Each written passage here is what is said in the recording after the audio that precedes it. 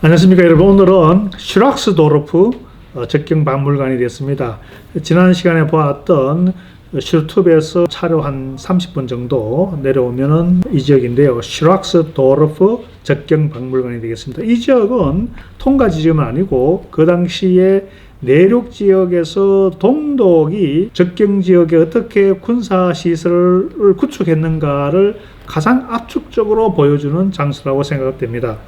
그래서 보시는 바와 같이 처음에 이 통문이 이쪽 이렇게 열십자로 된 철조망으로 된 이 통로문을 지나면 동독의 군수화 시설로 들어가는 겁니다. 콘크리트 감시탑이 처음에 목재에다가 둥근 형태에다가 그 다음 마지막 단계에 세 번째로 나온 가로 세로 4제곱미터 크기의 일반용 감시탑이 되겠습니다. 감시탑의 주변 바닥에는 지뢰밭이 보여있고, 그리고 뒤쪽에 가면은 동독이 다중적으로 건설 구축했던 적경지역의 군사 방비 시설을 있겠습니다. 그래서 당시의 적경지역의 동독이 어떻게 동쪽에서 서쪽으로 탈출자를 방비하기 위해서 구축했던 군사 시설물들을 볼 수 있겠습니다. 만약에 제가 동독 주민이다 그러면 동쪽에 서쪽으로 탈출을 하려고 이 지역에 왔다면 제가 부딪혀야만 했던 방비 시설을 한번 차례로 열거해보면, 먼저 제가 맞닥뜨려야 될 것은 통로가 되겠습니다. 1차 철조망 통로를 걸쳐야만 이 지역에 접근할 수 있죠. 그래서 만약에 통문을 통해서 또는 어떤 방법으로 통로 안에 들어가려고 하면은 우선 부닥치는 것이 정문 앞에 있는 철선, 전기로 된 이 철조망 선을 넘어야 됩니다. 이 전기로 된 철조망을 넘어야 이 안쪽으로 들어갈 수 있고, 다음으로 부닥치는 것은 물론 동독 군인들도 있지만 군견이 있습니다. 군견이 묶여져 있는 거지만 그냥 묶여져 있는 게 아니고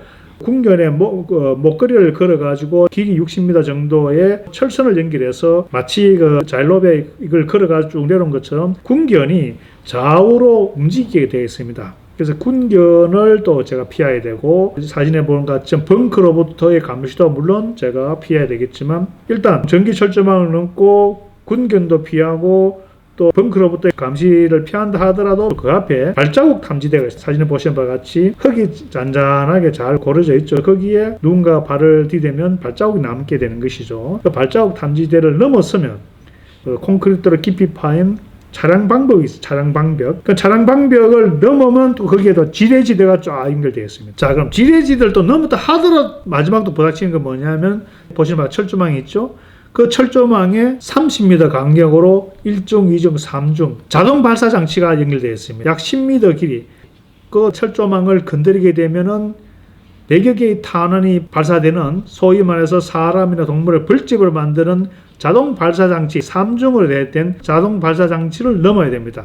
그 자동 발사 장치를 넘었다 하더라도 이 철조망을 넘어서면 또 앞에 콘크리트 장벽이 또 놓여져 있습니다. 이러한 몇 중으로 된 탈출 방지 시설을 동독이 만들었습니다. 사회주의 제일의 경제 강국이었던 동독입니다. 소련보다 더 잘 살았던 동독이었습니다. 사회주의에서는 제일 잘 사는 인민의 낙원이라 주장했던 이 동독이 이렇게까지 감시 방비망을 했던 이유는 뭐겠습니까? 그만큼 자국민에 대한 자신이 없었다는 것이죠. 선전과 달리 저쪽 서쪽에는 자기와 완전히 다른 자유롭고 민주적이고 인권 있고 복지가 있는 국가가 있다는 걸 알았기 때문에 몇 중의 이러한 방비시설을 만들어 놓았던 것입니다. 이 슈락스도르프는 이와 같이 동서독 적경지역에서 가장 작은 면적에 그 당시에 동독이 구축했던 적경 방비시설을 가장 압축적으로 보여줄 수 있는 곳입니다. 근데 슈락스도르프는 실내 박물관도 있습니다. 실내 박물관에는 그 당시에 이 분단 현황을 비디오로 보여주고, 또 그 당시의 분단과 통일의 사례를 여러 가지 예술품으로 조형 전시물도 1층, 2층에 걸쳐 전시해 놓고 도서도 있고, 그 실내 적경 박물관에서 한 500m 정도 되겠네요. 거리에 지금과 같은 야외 박물관이 있는 것입니다. 여러분, 이 슈락스도르프를 통해서 그 당시에 동독이 구축했던 많은 적경 방비 시설이 얼마나 사문했던가를 여러분 아마 충분히 느꼈으리라고 생각합니다. 그러나 중요한 것은 이런 방비 시설을 있음에도 불구하고 동독 주민들의 자유에 대한 염원, 또 단순한 염원뿐만 아니라 그것을 행동으로 옮기려 하는 실천적 의지를 결코 꺾을 수 없었다는 것, 그것을 우리는 분명히 역사적 사례로부터 알 수 있습니다. 당시 동독의 주민들은 서독보다 약 4분의 1 정도, 근데 통일을 해보니 실제적으로 한 8분의 1 정도의 삶을 살았습니다. 8배 정도 잘 사는 그 서독에 대해서 염원을 가지고 희망을 품었던 동독인이었습니다. 우리 남한은 북한에 비해서 50배 이상 잘 삽니다. 50배 이상. 이 잘 사는 현실을 북한 주민들도 다는 모르지 어느 정도 알고 있을 것입니다. 북한 주민들도 자기들보다 50배 이상이나 잘 사는 우리 남한 사회에 아마 희망을 품지 않을까요?